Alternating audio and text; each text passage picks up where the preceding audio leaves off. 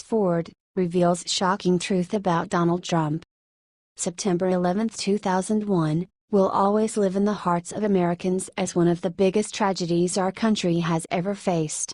Now, over 15 years later, we are still striving to make America a safe place for ourselves and future generations. One first responder from 9/11, Philip Kirshner, is struggling to get his health back on track after helping at Ground Zero. According to Breitbart, the courageous survivor spoke at length about his health, his political beliefs post 9/11, and how he believes that President Trump is a good person, despite the left's opinion. "I want people to learn that he's a humanitarian, that he reaches out, he donates," Kirshner said. He also recalled that he, Donald Trump, did quite a number, of angel flights with groups. As of now, Kirshner is battling heart disease and kidney cancer. He said that, despite the problems he may be facing now, he does not regret helping people that day. In 2011, Kirshner was hospitalized in Florida, and needed to go to the Cleveland Clinic to get the treatment he required. Unfortunately, Florida refused to transport him, which left him with few options. The survivor explained that he was able to make it to the Cleveland Clinic in 2011 due to President Trump's donation, which came through the charity group Angel Flight. It was at this point that Kirshner knew he needed to clear the air about President Trump once and for all. He did quite a number, of angel flights with groups, Kirshner recalled. "I want people to learn that he's a humanitarian, that he reaches out, he donates." It's messages like these that the mainstream media is quite eager to ignore, so most people don't know the truth. However, it's obvious that Trump has been helping people for a very long time. He is not the cold and calculating businessman that the media says he is. Kirshner went on to explain how he was a lifelong Democrat until September 11, 2001. One of the deciding factors for him was his fiancée losing her job. She was also forced to train her replacement, a foreigner who was here on an H-1B visa. Since that time, his eyes have been opened to other obvious truths. This nation is in such dire straits right now. I am a student of history, and when you change the language and when you dumb it down and you change the moral and ethical code of a nation, things like Nazi Germany could happen. That's my concern. Kirshner explained that we need a candidate who will make an effort to work toward establishing a better country, something President Trump has been doing since his first day in office. It is this kind of change, Kirshner reasoned, that could save us. Kirshner also explained that he would never vote for Hillary Clinton. His cited reason at the time was that he believes her relationship with the Muslim Sisterhood is counterproductive to American values. All in all, the point is, there is more to President Trump than meets the eye. When you only follow the mainstream media, you lose stories like Kirshner.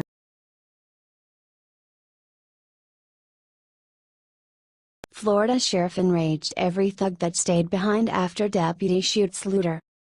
A Florida sheriff enraged over the recent lootings posted a message for looters after one of his deputies was forced to shoot a looter. In a South Florida robbery, one suspect was shot and the other was arrested.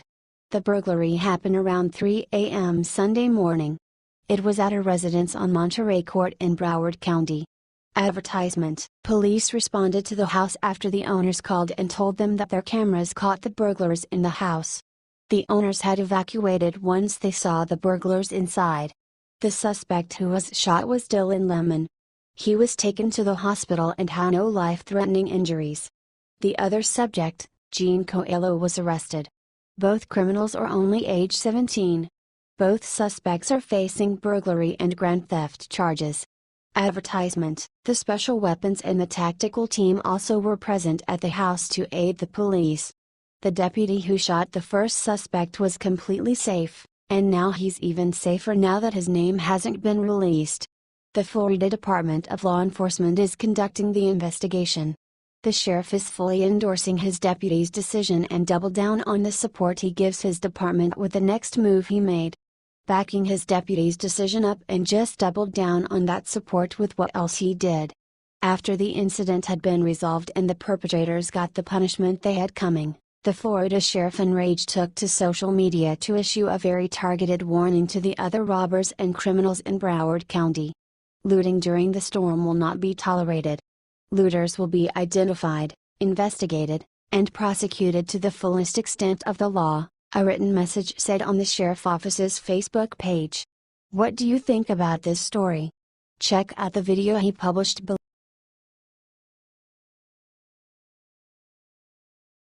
Just in, the Supreme Court has just blocked the restrictions on Trump's travel ban. As per reports, the Supreme Court reaffirms support of President Trump by blocking the Ninth Circuit Court's restrictions on President Trump's travel ban from taking effect. This means that the full law will now take. This is a win for the president, who has seen a lot of attacks against him and his efforts to make this country as safe as it can be. In a one-page order that was approved by Justice Anthony Kennedy, the court for the time being blocked the portion of last week's Ninth Circuit Court of Appeals ruling that stopped the government from forbidding refugees entry.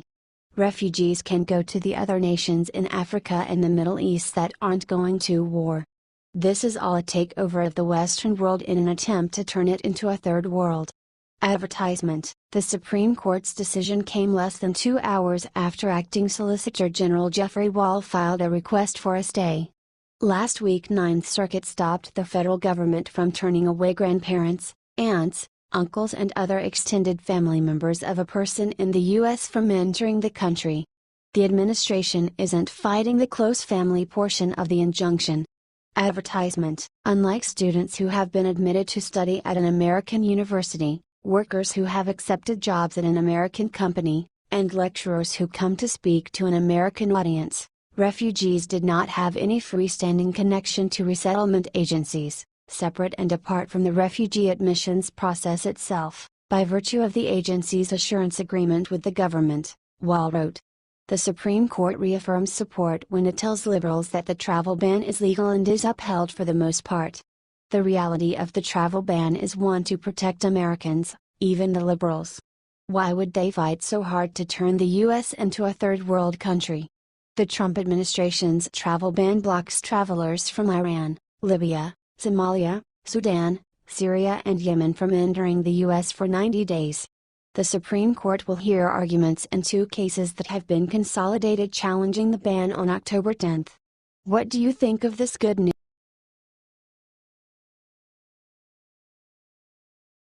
Enraged drops nuke bomb, blows up Bob Mueller's witch hunt.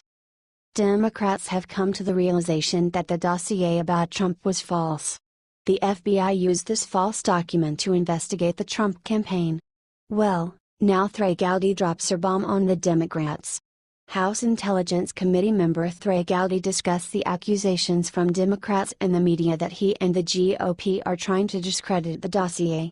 Well, technically they're right, they're trying to discredit the lies that have wasted so much money and government resources. Advertisement. I don't know why anyone, from California Rep. Adam Schiff, to Vanity Fair, to Rachel Maddow, would not be curious whether or not the world's premier law enforcement agency relied upon a dossier in connection with an investigation without vetting it, Gowdy said on Friday.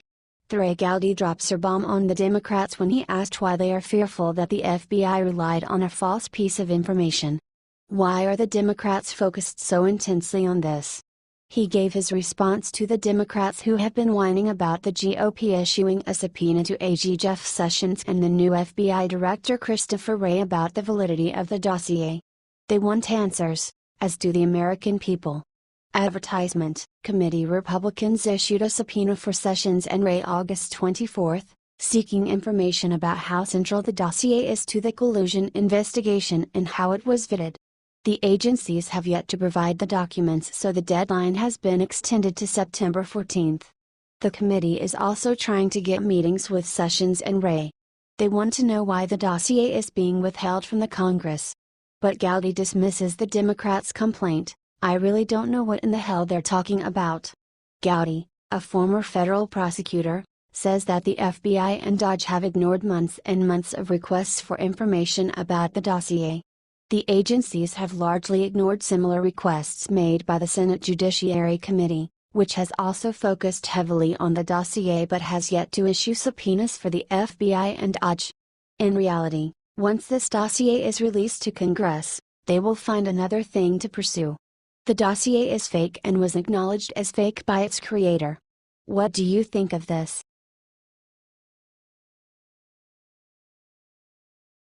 Breaking: Trump may have another pardon up his sleeve. Obama hates it.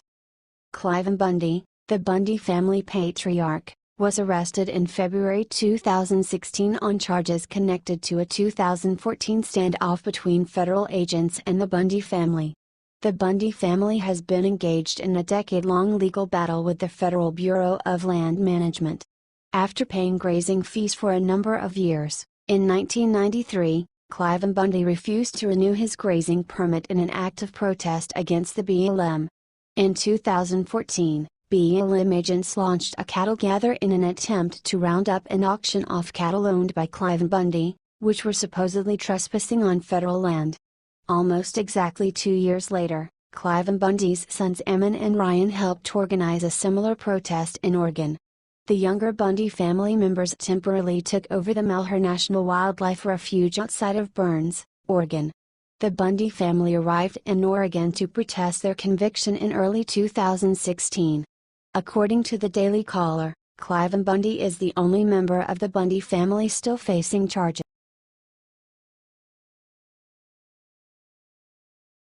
Alert: Benghazi investigation report released, trail points straight to Hillary.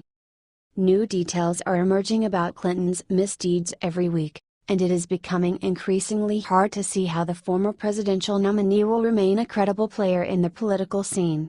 A new report has come out from the Select Committee on the events surrounding the 2012 terrorist attack in Benghazi, and it ended up confirming what most suspected all along. The Obama administration, which of course includes Hillary Clinton, completely failed to keep American diplomats properly protected and safe during that infamous attack. The new report features 81 new witnesses and 75,000 new pages of documents, and served to show just how profoundly incompetent the previous administration, as well as former Secretary of State, Hillary Clinton, were in response to the Benghazi attacks. Coming in at just over 800 pages long, the report goes into extensive detail, and leaves no stone unturned as to what transpired during the attack. Many key revelations show just how lacking the previous administration's response was to this emergency.